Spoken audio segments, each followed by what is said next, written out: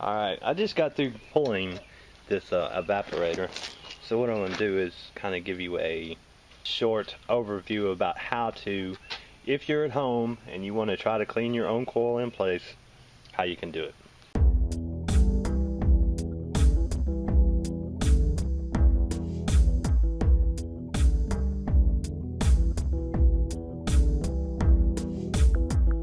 The easiest way, or the best way, not the easiest way, but the best way to clean an evaporator coil like this one right here is to actually pull it and clean it. If you're so inclined to do it at your house.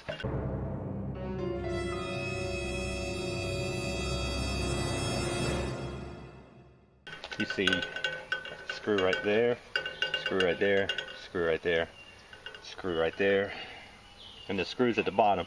You can take those out and this little center triangle sheet metal piece comes out. But what you got to be careful of is these little feeder tubes. I had a call on a Saturday night a few weeks ago. A guy had tried to pull this thing apart while it was in place, and he actually rubbed against one of these little feeder tubes and ruptured it. And he called me in a frantic saying, "Help, I ruptured a tube and now I blew Freon everywhere." So it's always best, I try not to ever take this sheet metal piece off. I'm a professional, or you know, sometimes I'm a professional, but I try never to take that off just because I don't want the liability of rupturing one of these tubes or causing a leak myself. I always suggest that the coil just gets replaced instead of getting cleaned, because once you pull it and clean it, you do take a chance on causing a Freon leak.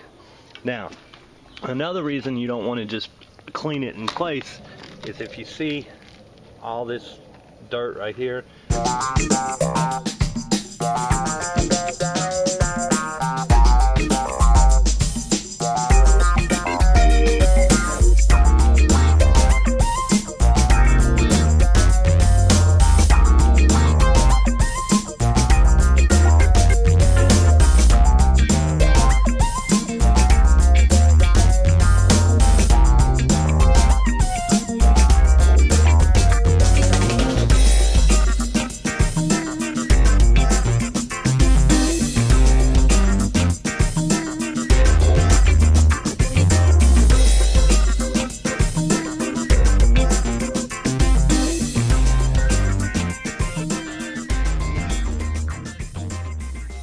Another reason you don't want to just clean it in place is if you see all this dirt right here, that's actually the dirt that's got sucked inside of the fence.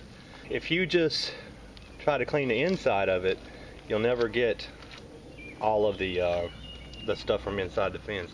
Now they sell stuff at Home Depot that you can use, and the problem with it is it foams up, and what happens is it drops down inside the blower housing, and then you take a chance on shorting the motor out. So, you know, you can try to clean it in place if you want to, but the problem is you're not going to get it clean enough to where it's working properly. And then if a guy's been out and he just put Freon in it and he didn't check superheat, then you have a situation where your unit's probably overcharged. Like this unit right here is probably going to be overcharged because he did have a guy come out and check the Freon and he added a little. So it's actually going to probably be overcharged when we get done. You know, and the unit, too much Freon is just as bad as not enough. But anyway, I'm going to show you the inside here. Let me flip this thing over. You see. And it's always best if you try to clean these things when they're dry, if you're going to try to do it yourself. It's always best to try to do it when it's dry, because when this dirt gets when it gets wet, it's like mud. See, got all that hair.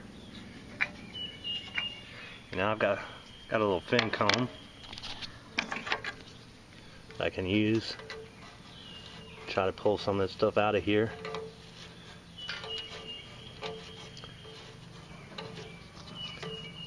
But as you see, it's not the easiest thing to do, and I'm right here on top of it. So imagine how long it would take you if you were trying to do this in place. So it's just better sometimes just to call somebody, have them pull it and clean it, and you know, that way they can check the charge, making sure they use superheat and subcooling, you know, and that way you get a good running system after the fact. Look at that. Anyway, so I'm gonna get this thing sprayed off and get it all cleaned up. See how it's just pulling off in sheets. And like I said, I'm standing right on top of this, and I'm not trying to reach through the center of the coil to try to pull this stuff off. So how it's just pulling off there. And it is a dirty job. I don't know if you can see all that dust coming through, but you know, if you're standing in front of it trying to pull it off, you know, you're gonna be breathing all this stuff in. So like I said, it's just better not to try to do it yourself and just call somebody that can actually pump the unit down, pull it out, take it outside, wash it.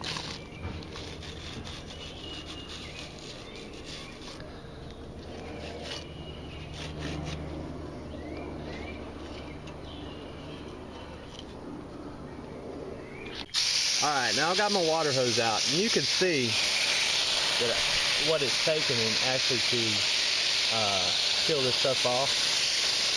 And here in a second I'll show what it's like to shoot from the other side. That's why I'm saying you cannot get these things cleaned in place very well just while they're sitting in the furnace. You have to pull them and clean them. So now that you see that side right there, let's see what happens. Now we're spraying from the outside in, and as you see, you can't get that stuff off there.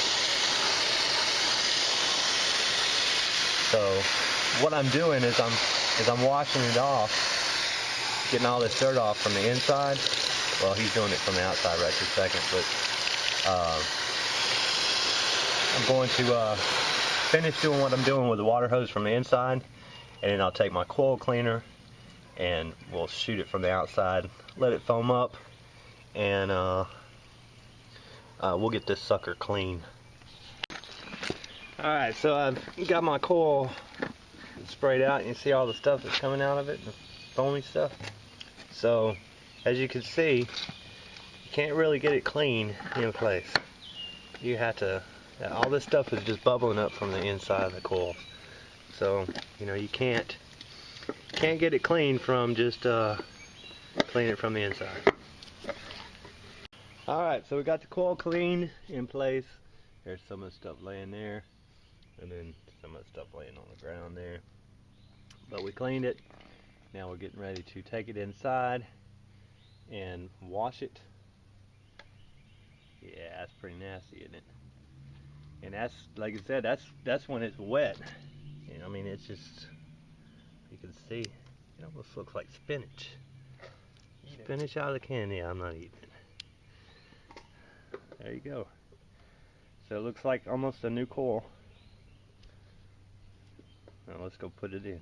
Alright, so the coil is in its final resting place, for the time being anyway, till it develops a leak. Then it'll be changed. Getting ready to put the cover back on, and then once I get the cover back in place, then I'll swedge this. And then I don't have a 5/16 swedger, so what I'm going to do is I'm going to take a piece of 3/8, swedge it on both sides, slip that over like a little coupling, and then we'll get it put back in place, get it brazed up, get a vacuum pulled on it, and get this thing started up. Alright, so I got my lines all swedged up thanks to the Hillmore swedger. And as you see, I made my little coupling out of 3/8. So we'll get it all brazed up and be ready to pull a vacuum. Got my nitrogen running, and get ready to pull a vacuum.